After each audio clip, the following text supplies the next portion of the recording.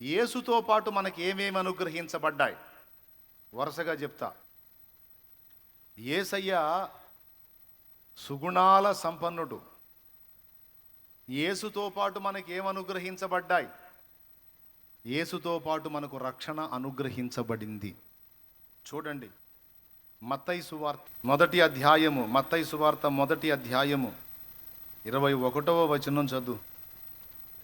ఆమె యొక్క కుమారుని కనును తన ప్రజలను వారి పాపముల నుండి ఆయనే రక్షించును గనుక ఆయనకు యేసు అను పేరు పెట్టుదు అనెను. యేసు అనే మాటకు అర్థం రక్షకుడని. రక్షకుడు. యేసు అంటే రక్షకుడు. యేసుతో పాటు మనకి ఏమనుగ్రహించబడింది? యేసును బట్టి అంటే రక్షణ అనుగ్రహించబడింది. దేని నుండి రక్షణ అంటే పాపముల నుండి రక్షణ. పాపముల నుండి రక్షణ ఏమిటండి? ఏమండి, అబద్ధాలు ఆడకుండా మీరు చెప్పండి. మన బజార్లో ఎవడైనా విపరీతంగా పాపం చేస్తా, దుర్మార్గంగా తిరుగుతా, విచ్చలవిడిగా బతుకుతా, బజారు మొత్తానికి ఒక రౌడీలాగా తయారై ఎవడికి మనశ్శాంతి లేకుండా చేస్తున్నాడు అనుకో, నువ్వు అబద్ధం ఆడకుండా నిజం చెప్పు. నువ్వేమంటావు వాడిని? అక్కడ నువ్వు కూడా చెప్పొచ్చు. నువ్వేమంటావు చెప్పు. వాడిని నువ్వేమంటావు?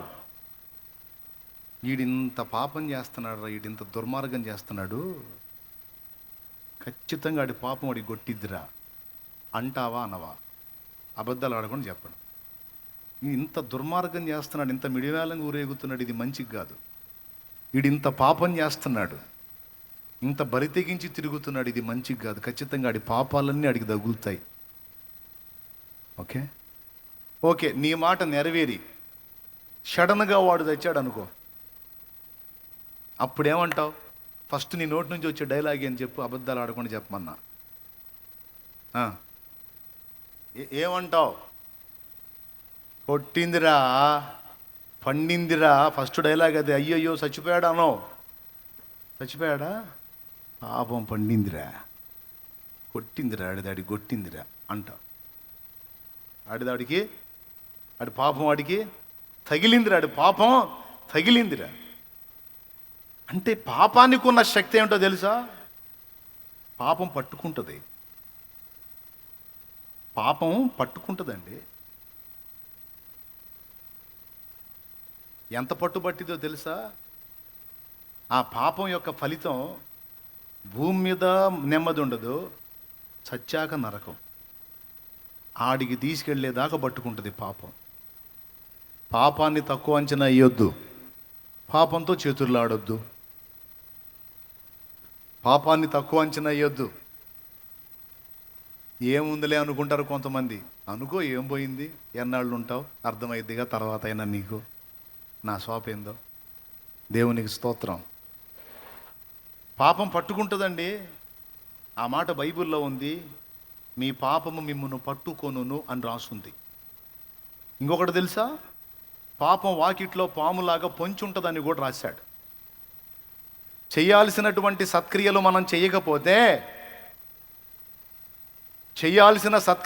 చేయకపోతే వాకిట్లోకే వచ్చి ఉంటుందంట పాపం. కొంతమంది నా దగ్గరికి వచ్చి, అన్నా నాకు ఊరక పిచ్చి పిచ్చి ఆలోచనలు వస్తున్నాయి, పాపపు తలంపులు వస్తున్నాయి, పాపపు ఆలోచనలు వస్తున్నాయి, పాపపు క్రియలు చేయాలనిపిస్తుంది, దేవుణ్ణి దూషించాలనిపిస్తుంది, నాకేందో ఊరక ఇట్లాంటి ఆలోచనలు వస్తున్నాయి అని అడిగిన వాళ్ళు ఉన్నారు నన్ను. అప్పుడు నేను ఏం చెప్పాను తెలుసా? మంచి సలహా ఒకటి చెప్పా. ఖాళీగా ఉండవాక అని చెప్పా. దేవునికి స్తోత్రం. ఏం చేయవాకు? ఖాళీగా ఉండవాకు. సత్క్రియ చేయని ఎడల, నువ్వు చేయాల్సినటువంటి సత్క్రియలు, మంచి పనులు ఏదో ఒకటి కల్పించుకొని నువ్వు బిజీ షెడ్యూల్లో ఉండాలి. నువ్వు ఖాళీగా కూర్చొని దీర్ఘాలు తీసావనుకో, అది వాకిట్లోకే వచ్చి పొంచి ఉంటుందంట. ఏంటిది అది?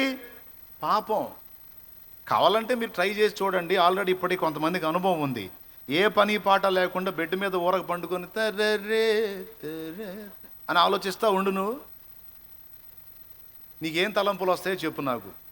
చెడిపోయిన తలంపులు వస్తాయా? మంచి ఆలోచనలు వస్తాయా? చెడిపోయినయే వస్తాయి అన్నోళ్ళు చేతులు ఎత్తండి. యథార్థవంతులు జెంట్స్ అట్నే ఉంచండి. ఏందమ్మా మీరు అమ్మా మరి ప్రతి ఒక్కరికి ఆ శోధన. ఏ పని లేకుండా ఖాళీగా ఉండు నువ్వు ఊరకుండు. ఏం ఆలోచనలు వస్తాయి చూడు. సత్క్రియ చేయని ఎడల వాకిట్లో పాములాగా పొంచి ఉంటుందట పాపం. ఏమన్నా తెలుసా? రా, ఖాళీగా ఉన్నట్టున్నావుగా నన్ను కలుసుకో, ఖాళీగా ఉన్నట్టున్నావుగా నన్ను విలు అని పాపం వాకిట్లో ఉండి పిలుస్తుందట. ఆ మాట నేను చెప్పలా. ఆదికాండం 4వ అధ్యాయం 7వ వచనంలో దేవుడే, సాక్షాత్తు దేవుడే చెప్పాడు. నీవు సత్క్రియ చేసిన ఎడల నీ తలనెత్తుకొనవా, సత్క్రియ చేయని ఎడల వాకిట పాపము పొంచి ఉండును, నీ ఎడల దానికి వాంఛ కలుగును, నీవు దానిని ఏలుదువనెను. వాకిట్లో ఉన్న పాపం నీ దగ్గరకు రావడానికి ఎంతసేపు అయ్యా పెద్ద మనిషి? బాయ్, వాకిట్లో ఉన్న పాపం నీ దగ్గరికి రావడానికి ఎంతసేపు? ఊరి గవిన్లో ఉంటే ఓయబ్బా అది వచ్చేటప్పటికి టైం పట్టిద్దిలే, ఈ లోపు నేను లేచిపోతాను అనుకోవచ్చు. వాకిట్లోకి వచ్చిన పాపం ఇంట్లో రావటం ఎంతసేపు? వాకిట్లో ఉన్న పాము లోపల గదిలో ఉన్న నీ దగ్గరకు వచ్చి నిన్ను కాటేయటం ఎంతసేపు? అది చెప్పాడు ఇక్కడ వాక్యంలో. ఖాళీగా ఉంటే, సత్క్రియ చేయకపోతే వాకిట పాపం పొంచి ఉంటుంది. పాపం యొక్క లక్షణం పొంచి ఉంటుందట అది. రెండవది, మీ పాపము మిమ్మును పట్టుకొనును అన్నాడు. చూడండి, సంఖ్యాకాండం 32:23 ఆ వచనం చదువు. సంఖ్యాకాండం 32:23 వచనం చూడు. మీరు అట్లు చేయని ఎడల యెహోవా దృష్టికి పాపము చేసిన వారగుదురు గనుక మీ పాపము మిమ్మును పట్టుకొనును అని తెలుసుకొనుడి. పాపానికి ఉన్న లక్షణం ఏంటో తెలుసా? అది పట్టుకుంటదే. అది పట్టుబట్టిందా, ఆ పాప బంధకాలలో నుంచి విడుదల పొందటం అంత తేలిక కాదు. ఇప్పుడు ఆ పాపాల నుంచి బయటపడటానికే పాపం నానా బాధలు పడుతుంది జనం బయట. తలనీలాల దగ్గర నుంచి కాళ్ళకి చెప్పులు లేకుండా పడాల్సిన పాటలన్నీ పడుతున్నారు. ఎందుకయ్యా ఈ బాధ అంటే పాపాల నుంచి బయటపడటానికయ్యా. ఎందుకమ్మా ఈ బాధ? పాపాలన్నీ గడిగేసుకోవటానికయ్యా. ఎందుకు ఇన్ని యాత్రలు? పాపాలు గడిగేసుకోవటానికి. అందరికీ ఉంది పాపాన్ని కూర్చున్న స్పృహ. అందరి స్వాపాదే. ఈ పాపాల నుంచి పాపాలు వదిలించుకోవాలి, ఈ పాపాల నుంచి బయట వదిలించుకోకపోతే ఏమైంది, బయట పడకపోతే ఏమైంది అంటే పట్టుకుంటాయి. మనం ఏమనుకుంటాం? నీళ్ళలో మునిగినట్టు పడిపోయినాయి అనుకుంటాయి. అడిగిపోయేది కాకరకాయలో చేదే పోదు నీళ్ళలో ముంచి లేపితే. మనలో పాపం ఎట్టబోయిద్ది? పాపం పోవాలంటే ఒకే ఒక్క మందు ఉంది, అది యేసు రక్తము. ప్రతి ఘోర పాపమును కడుగును మన యేసయ్యా రక్తము. ప్రతి ఘోర పాపమును కడుగును మన యేసయ్యా రక్తము. బహు దుఃఖములో మునిగెనే, చెమట రక్తముగా మారెనే. బహు దుఃఖములో మునిగెనే, చెమట రక్తముగా మారెనే. యేసు రక్తము రక్తము రక్తము, యేసు రక్తము రక్తము రక్తము, అమూల్యమైన రక్తము, నిష్కళంకమైన రక్తము, అమూల్యమైన రక్తము, నిష్కళంకమైన రక్తము. యేసు రక్తము రక్తము రక్తము, ఆమేన్. యేసు రక్తము రక్తము రక్తము. హల్లెలూయా. అమూల్యమైన యేసు రక్తముతోనే ఆ పాపం నుంచి విడుదల పొందగలం. ఇంకా ఏం చేసి కూడా పోవమ్మా. ట్రై చేసి చూడు, తిప్పలబడు, పడ్డావుగా ఇప్పటిదాకా.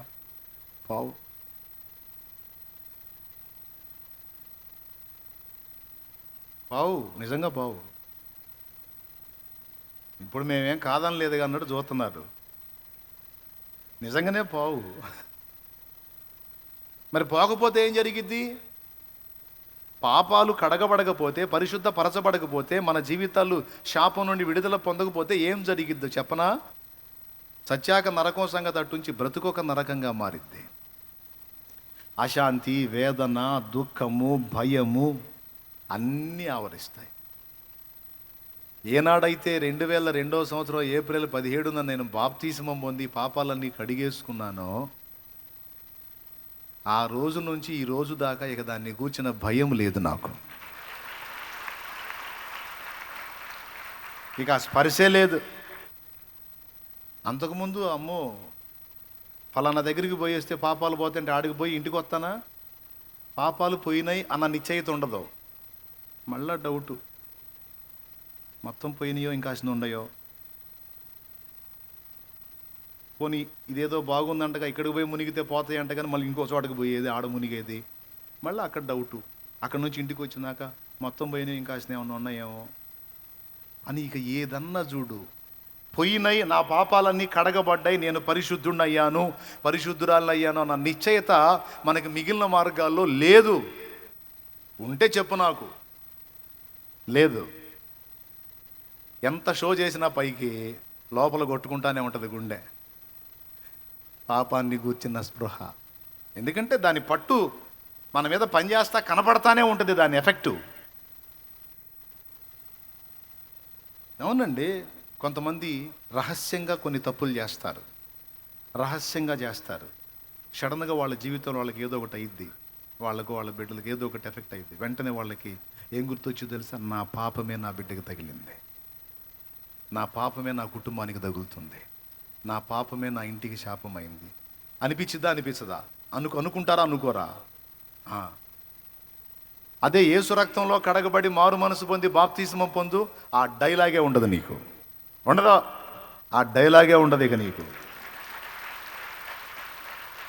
ఎందుకు? ఎందుకంటే యేసు ప్రభు స్పష్టంగా నా పాపాలు మోసినట్టు చరిత్ర ఉంది. యేసు ప్రభు నా పాపాలకు ప్రాయశ్చిత్తార్థ బలిగా తన్ను తాను అప్పగించుకున్నట్టు సాక్ష్యం ఉందే. అంతేకాదు, ఆయన రక్తంలో కడగబడిన తర్వాత పాపం నుండి విడుదల వచ్చినటువంటి, రక్షణ వచ్చినటువంటి అనుభూతి కూడా ఖచ్చితంగా మనకు కలిగిద్ది. దాని పేరే రక్షణానందం. ఏం పేరు?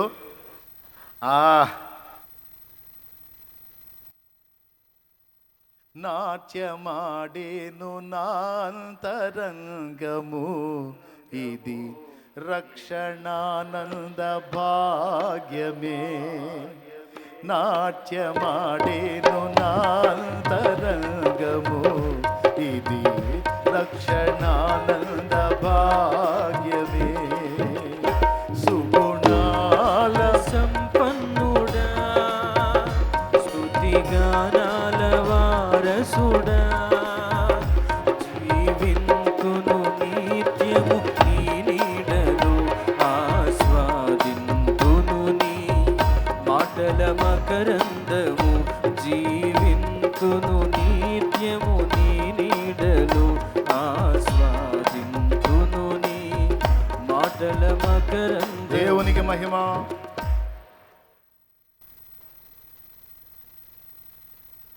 ఎంతమందికి ఆ నిశ్చయిత ఉందండి?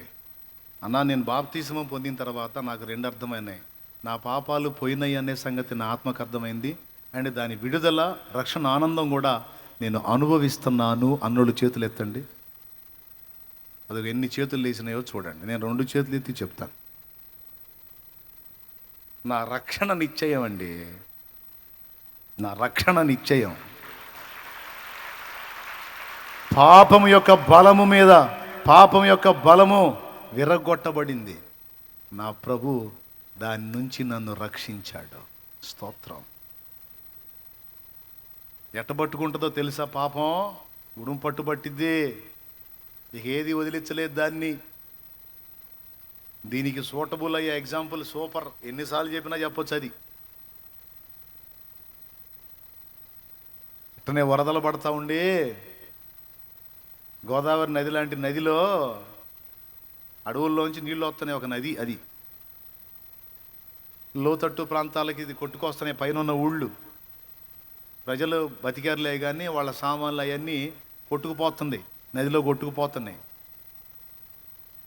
కొట్టుకుపోతుంటే అడవుల్లో నుంచి కలప దొంగలు కాదు దొంగలు అంటే తెలుసా, మొద్దులు, టేకు మొద్దులు అట్లాగా పైనుంచి ఆ అడవుల్లో నుంచి అవి కొట్టుకొస్తున్నాయి నదిలో.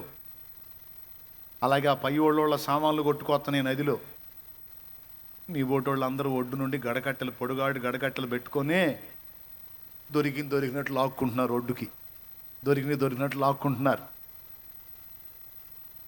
ఒకడున్నాడు పాపం, వాడు పొద్దుగూకులు లాగినా పప్పు గుత్తులు కత్తిపేటలే వస్తున్నాయంట వాడికి. పప్పు గుత్తులు కత్తిపేటలు ఉల్లిపాయ పొట్టలు ఏ వస్తున్నాయంటే ఎన్నిసార్లు లాగినా వాడి సరైన సామాను ఒకటి కూడా రాలా. కొంతమందికి ఏమో టేక్ మొద్దులు దొరికినాయి లాక్కుంటున్నారు. ఏముంది, ఒక పెద్ద టేకు మొద్దు దొరికిందంటే 1000 రూపాయలే. ఒక్కొక్కడికి మంచి మంచి సామాన్లు దొరుకుతున్నాయి, లాక్కుంటున్నారు. వీడికేమో ఎన్న లాగు పాపం, ఉల్లిపాయ పొట్టలు కత్తిపేటలు పప్పు గుత్తులన్నీ ఈ తక్కువ సరికే వస్తుంది. ఇప్పుడు అయితేనే ఉల్లిపాయ పొట్టలు కత్తిపేటలు పప్పు గుత్తులు అయితే ఏమైందంట, ఊరకొచ్చే ఊరకొచ్చేయగా డబ్బులు పెట్టి ఏమన్నా కొంటున్నావా, ఏమన్నా కష్టపడి సాధించావా, కొట్టుకొని వస్తూనే లాక్కో, వచ్చేనాటికి నీకు కూడా మంచిది ఏదో ఒకటి వచ్చింది. ఆహా, వీడికి తపన ఆగల అక్క ఇట్లా కాదని ఆ గడకట్టె పక్కకు పడేసి చొక్కా తీసేసి ఇక గెటప్ వేసాడు. ఇక ఈతగాడి గెటప్ వేసాడు. ఈతగాడు మనోడు ఏం ఫిక్స్ అయ్యాడంటే ఆ నదిలో ఈదాలని ఫిక్స్ అయ్యాడు. ఒడ్డునున్నోళ్ళు చెప్పారు, అరే ఎందుకురా, ఏదో వచ్చినే లాక్కోక ఎందుకురా, నది ఆవంతున భారత ఉంది, సాహసాలు ఎందుకురా అని అంటున్నారు. మీకేమరా మీరు అట్నే మాట్లాడతారు, వాడికేమో టేక్ వచ్చింది, నీకేమో సామాన్లు వచ్చినాయి, వీడికేమో ఇవి వచ్చినాయి, నాకేందిరా అయ్యి. కాదు నేను ఏదైనా దిగి మంచిదాన్ని పట్టుకొచ్చుకుంటానని ఫిక్స్ అయ్యి ఎదురు చూస్తూ ఉంటే ఒక నల్లటి మూట కొట్టుకుంటూ వస్తుందంట నదిలో నుంచి. నల్లటి మూట నడేట్లో కొట్టుకొస్తుంది. వీడికి ఇంకా ఆశ కలిగింది, ఈ మూట పట్టుకొచ్చుకున్నానంటే ఈ దెబ్బతో ఇక నా కష్టాలన్నీ పోతాయి రాబాయ్ అని ఫిక్స్ అయ్యాడు. అల్లంత దూరంలో ఆ మూట కొట్టుకుంటూ వస్తుండగా ఈడు ఇక్కడ దూకి వెళ్ళాడు. ఇక దాని దగ్గరికి వెళ్ళాడు, అది వస్తూ ఉంది. పొయ్యి ఆ మూట మీద అలా చెయ్యేశాడు అంతే. ఆ మూట ఇటు తిరిగి ఈయన పట్టుకుంది. ఎందుకంటే అది మూట కాదు, బతికున్న ఎలుగుబంటి. అది బతికున్న ఎలుగుబంటి. దానికి ఏ ఆధారం దొరక్క 4 కాళ్ళు అట్లా నీళ్ళల్లో వేసి అది మాత్రం ఎందాకని ఇది సాలిపోయి ఊపిరి బిగపెట్టి అట్ట వండుకొని వస్తుంది. అది ఈ 4 కాళ్ళు నీళ్ళల్లో వేస్తే దాని వీపు కనపడుతుంది బయటికి. ఆ వెంట్రుకల్లో వీపు ఉంటుంది కదా, వీడేమో నల్ల మూట అనుకున్నాడు. నల్ల మూట కాదు, ఒరిజినల్ బతికొని ఎలుగుబంటి. వీడెప్పుడైతే దాని మీద చేయేసాడో దాని ప్రాణం లేసి వచ్చింది. అమ్మ ఏదో చెట్టు తగిలిందిరా, నాకు ఏదో కొమ్మ తగిలిందా, టపామని లేచి ఇడి తిరిగి గట్టిగా పట్టుకుని. ఇక ఎలుగుబంటి పట్టు అంటే మామూలు పట్ట. ఇక వీడు గజ ఈతగాడైనా ఇక వాడొల్ల కాదుగా. కాళ్ళు ఆడిద్దామంటే కాళ్ళు పట్టేసింది, చేతులు ఆడిద్దామంటే చేతులు పట్టేసింది. మునుగుతున్నాడు లెగుతున్నాడు, అది మునుగుతుంది లెగుస్తుంది. ఒడ్డునున్నోళ్ళు మొత్తుకుంటున్నారు, రేయ్ ఏందిరా అది అంత బరువైందైతే వదిలేయాలి అంటున్నారు వీళ్ళు. వాళ్ళేమనుకుంటున్నారంటే బరువైనట్టుంది, లాక్కొని పోతున్నాడు దాన్ని, వదిలేరా, ఇంకొకటి దొరికిద్ది వదిలేరా అంటున్నారు. వాడు 2 చేతులు చూపించాడు నీళ్లలో. నేనెప్పుడో వదిలా. మరేమైంది, ఇప్పుడు అదే పట్టుకుంది. మీరు నవ్వుతున్నారు కానీ విషయం భయంకరమైంది. మిమ్మల్ని పట్టుకుంటే ఎట్టుంటుంది ఎలుగుబంటి అంటే, జస్ట్ పోయి చెయ్యేసిన దాకే మన పని. ఏదైనా తాగుడైనా, వ్యభిచారమైనా, ఏదైనా అక్రమ సంబంధమైనా తగిలించుకునేంత వరకే మన పని. టచ్ చేసిన తర్వాత ఇక మన పనే ఉంటుంది, ఇక అదే చూసుకుంటుంది. తాగుడైనా ఏ పాపమైనా సరే, అది స్త్రీలైనా పురుషులైనా, జస్ట్ హ్యాండ్ వేసి చేసిన దాకే మన పని అంతే. ఇటు తిరిగి ఇక మనల్ని పట్టుకుంటుంది. పాపం మంచి లవ్వు దానికి మన మీద. మరి ఇప్పుడు దాని పట్టు నుంచి ఎట్లా పోయాడు. పాపం ప్రతి మనిషిని అట్ట పట్టుకోనుంది, ఒక్కొక్కడిని అట్ట పట్టుకోనుంది, ఒక్కొక్క ఆమెను అట్ట పట్టుకోనుంది పాపం. కుటుంబాలను పట్టి ఉంది పాపం. ఒక ఎలుగుబంటిలాగా, ఒక క్రూర మృగంలాగా పట్టిందే. దాన్ని పట్టు నుంచి విడిపించడానికి వచ్చాడు యేసయ్య.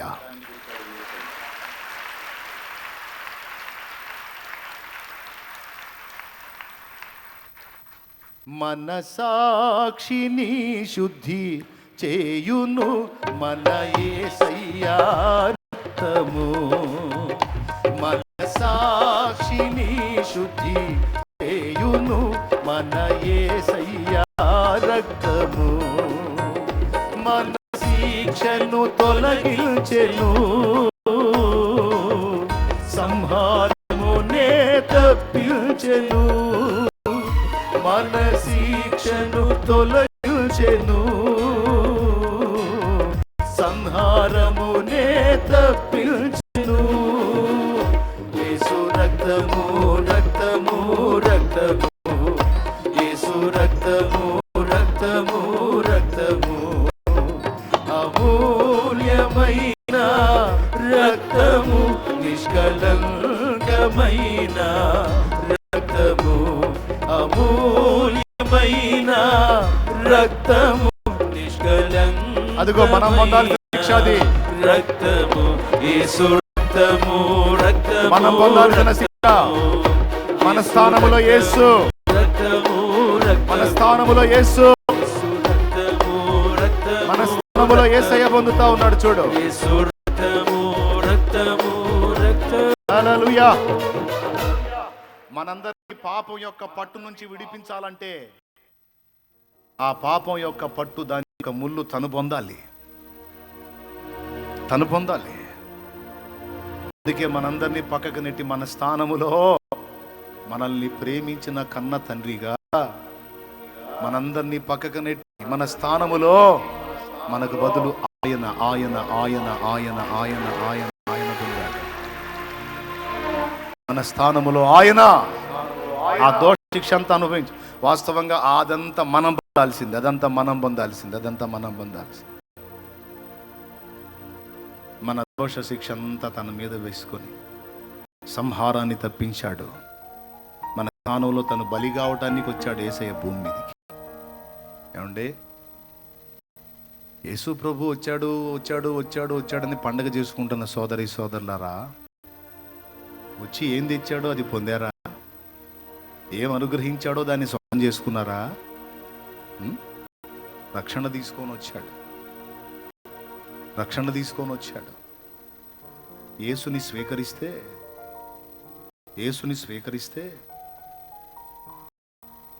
యేసు అనుగ్రహించే రక్షణ కూడా దొరుకుతుంది.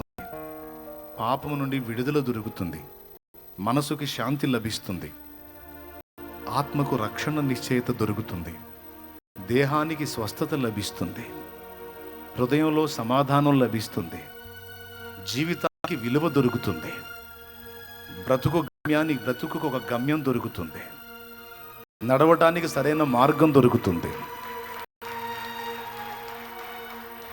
యేసుక్రీస్తు ద్వారా, యేసుక్రీస్తు నందు ఎన్ని అనుగ్రహించబడ్డా తెలుసా? యేసుక్రీస్తుని జీవితాల్లోకి స్వాగతించకుండా పాపంలోనే ఉండి ఎన్ని క్రిస్మస్లు చేస్తే ఆయనకి సంతోషం చెప్పు. యేసు ప్రభా, ఈరోజు నువ్వు పుట్టినరోజు అంటగా, అందుకని నేను నీ చర్చికి వచ్చాను ప్రభు అని నువ్వు అంటే ఆయన ఏమంటాడు తెలుసా? అమ్మా, నేను ఎందుకు వచ్చానో నీకు తెలుసరా అంటాడు. నేను ఎందుకు వచ్చానో నీకు తెలుసమ్మా? నా పుట్టినరోజు అని వచ్చావా? నా బర్త్డే అని వచ్చావా? నేను ఎందుకు వచ్చానో తెలుసా? ఎవరి కోసం వచ్చానో తెలుసా? నీకోసమే వచ్చానమ్మా. నీ పాపాన్ని మోయటానికే వచ్చానమ్మా. నీకు బదులు నీ స్థానంలో చనిపోయి తిరిగి లేవడానికి వచ్చానమ్మా. నేను నీకోసమే వచ్చాను. నీ దెబ్బలు తినడానికి వచ్చాను, నీ కర్మలు మోయటానికి వచ్చాను, నీ పంచమహాపాతకాలు నా మీద వేసుకుని అనుభవించడానికి వచ్చాను. నేను ఎందుకు వచ్చానో తెలుసా? నీకోసమే. నీకు నీకోసమే వచ్చానమ్మా. కుమారుడా, ఈరోజు క్రిస్మస్ అని వచ్చావా?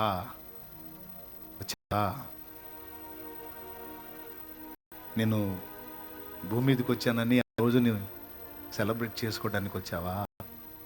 నేను ఎందుకు వచ్చానో తెలుసా నా కుమారుడా? నీకోసమే వచ్చాను.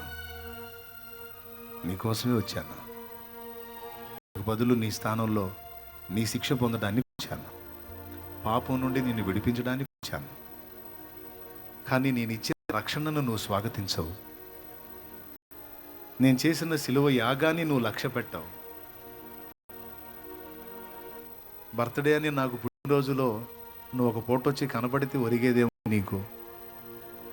ఏముంది? నేను పొందిన ఆ శిక్ష ఎవరిది? నేను పొందిన ఆ శిక్ష ఎవరిది? నీదే, నీదే, నీదే, నీదే.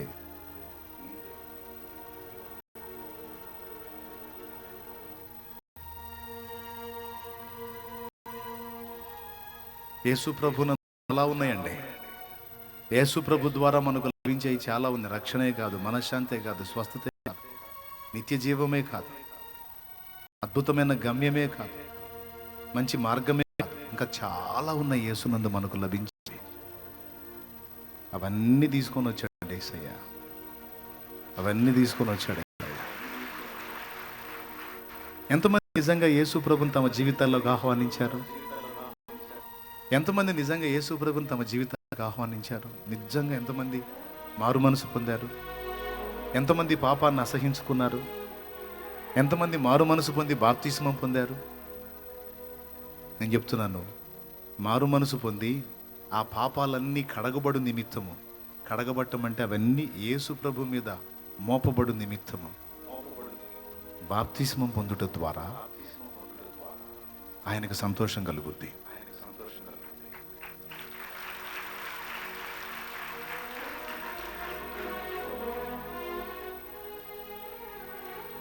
చిన్న ఎగ్జాంపుల్ చెప్పనా? నలుగురు పిల్లలు కలిగిన భార్యాభర్త కుటుంబం ఉన్నారు. అప్పట్లో పూరిళ్ళు, అన్నీ పూరిళ్ళు. ఇప్పుడు రేకులిళ్ళు, డాబాలు వచ్చినాయి. కానీ నా బాల్యంలో చాలా వరకు అన్నీ పూరిళ్ళే. తాటాకులిల్లు, జమ్ము ఇల్లు, అట్లా రెల్లు ఇల్లు అట్లా ఉండేవి. ఇప్పుడు కూడా కొన్ని ప్రాంతాల్లో పూరిళ్ళు ఉన్నాయి, ఇప్పుడు కూడా ఉన్నాయి. అలాంటి ఒక ఇంటికి నిప్పంటుకుంది, ఇల్లు తగలబడుతుంది. చుట్టూ చూసేసరికి ఇల్లు కుటుంబం మేల్కొనేసరికి చుట్టూ నలుదిక్కులా నిప్పు కమ్మేసింది, అగ్ని కమ్మేసింది. బయట పోవటానికి లేదు, లోపలంతా తగలబడుతుంది మొత్తం. తండ్రి ఆలోచించాడు. ఆలోచించి తలుపు ఎక్కడైతే కాలుతుందో ఆ తలుపు దగ్గరికి పోయి అక్కడ ఆ దర్వాజు కమ్మని ఆ తలుపుని కొట్టాడు, తన్నాడు ఒక తన్ను. మంట, భయంకరమైన మంట అవతల పడింది. అడ్డకమ్మె ఒకటి ఉంది, అది కింద పడిద్ది. అది పడిందంటే ఆ పైన ఉన్న కప్పు ఒరిగిద్ది. ఆ కప్పు ఒరిగిందంటే మొత్తం అసలు ఇక బయట రావటానికి ఉండదు. ఆ కాలే కమ్ముని తన చేతులతో పట్టాడట, కింద పడకుండా పట్టాడు తండ్రి. పట్టి కేకలేస్తున్నాడు, తొందరగా బయటికి బండిరా, బయటికి బండి, బయటికి బండి, బయటికి బండి. ఆయన కాలుతున్నాడు, ఆయనకు అంటుకుంది మంట, తన చేతులు కాలుతున్నాయి, కేకలేస్తున్నాడు, పదండి పదండి, బయటికి పదండి అని. ఇప్పుడు కుటుంబం ఏం చేయాలండి? కుటుంబం ఏం చేయాలండి? బయటికి పరిగెత్తాలి కదా. భార్య బయటికి పరిగెత్తింది, ఇద్దరు పిల్లలు బయటికి పరిగెత్తి, ఇంకొక ఇద్దరు ఉన్నారు. అవతల కాలిపోతున్నాడు, కాలిపోతా కేకలేస్తాడు, మీరు కూడా పండిరా, బయటికి పండిరా, తగలబడిపోతారు, పండిరా, బూడిదైపోతారు, పండిరా అని పిలుస్తున్నాడు. ఆహా, వాళ్ళు లోపలే ఉన్నారు, తండ్రిని చూస్తానే ఉన్నారు. కానీ లోపలే మాకు బాగుంది డాడీ, లోపలే మాకు బాగుంది డాడీ అంటున్నారు. ఇప్పుడు ఆయన బాధ ఎట్లుంటుందండి? మొత్తుకున్నాడు, రండిరా, బయటికి రండిరా, పొండిరా, తొందరగా పండురా, బయటికి పండురా, పండురా, పండురా, పండురా అని పిలుస్తున్నా. ఎంత మొత్తుకుందో బయటికి రాలా. ఆయన చెయ్యి తీశాడంటే ఇవ్వడిద్ది. ఏడుస్తానే బయటికి వచ్చేసాడు. ఎంత పిలిచినా బయటికి దాని పిల్లలు కాలిపోయారు. ఇప్పుడు తండ్రికి సంతోషం ఉంటుందండి? తండ్రికి ఆనందం ఉంటుందా? ఆ ముగ్గురు రక్షించబడ్డారులే అని సంతోషం ఉంటుందా? ఇద్దరిని పోగొట్టుకున్నానని బాధ ఉంటుంది. ఈరోజు ఇక్కడ కూర్చున్న వాళ్ళలో చాలామంది యేసు ప్రభు అంత దారుణమైన శ్రమను అనుభవించి, అంత త్యాగం చేసి, చావునే అనుభవించి, అరికాలు మొదలు నడినెత్తి వరకు, శిర మొదలుకొని శ్రీపాదం వరకు సర్వ శరీరం గాయాలమయమై, నీ మీదకి వచ్చేటువంటి అగ్ని నీ మీదకి రాకుండా తన మీద వేసుకుని నీకు దారి చూపించాడు. రా, త్వరగా పరిగెత్తు, త్వరగా బయటపడని పిలిస్తే ఆ పిలుపును పట్టించుకోకుండా లోపలే కూర్చొని పండగ చేసుకుంటున్నావు నువ్వు. నీది పిచ్చితనం అనాలా, జ్ఞానం అనాలా, అమాయకత్వం అనాలా, అహంకారం అనాలా, ఏమనాలి? ఒకసారి ఆలోచించు.